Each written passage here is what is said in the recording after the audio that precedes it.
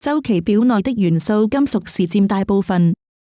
所有金屬都具有類似的物理和化學性質，但並非完全相同。只要觀察少數的金屬，便可以推測它們的化學性質有何變化。例如，鈉金屬。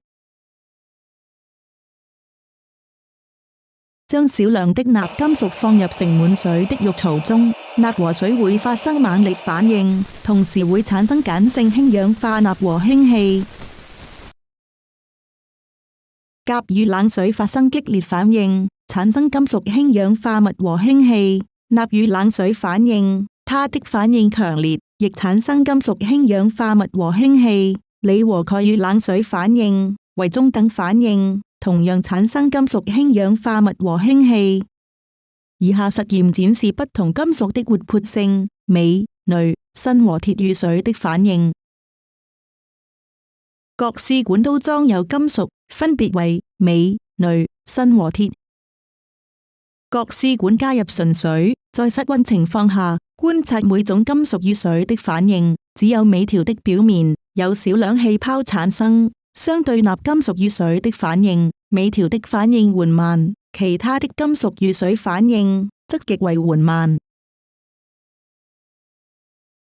鎂與蒸汽的反應：沸騰管的底部加入濕潤的沙子，將鎂條放在管子內的中間，慢慢點燃本生燈，用點火器點燃釋放出來的氣體，出現火紅色的火焰。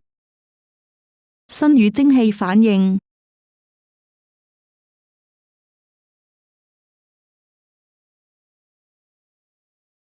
鎂、砷和鐵與蒸汽反應，形成金屬氧化物，但是鋁金屬不會持續與蒸汽反應，因為金屬鋁的表面會生成一層很薄的氧化鋁，這層氧化鋁可保護金屬不再發生反應。用稀鹽酸與鉻金屬重複實驗。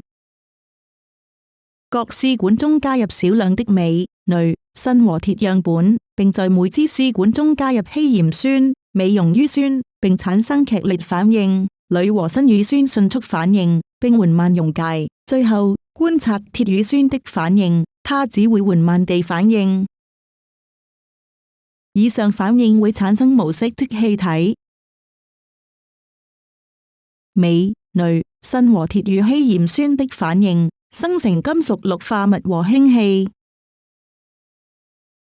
測試銅和錫與鹽酸的反應，銅和錫的反應不會立即發生，並保持不變。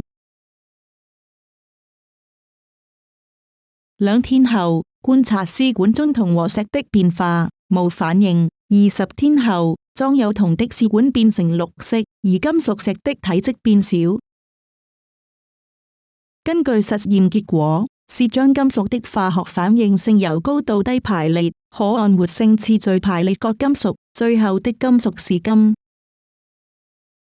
由金屬的活性次序排列，以上的金屬都較金的活性為高，因此這些金屬元素中的任何一種都可以將金從其化學物中召喚出來。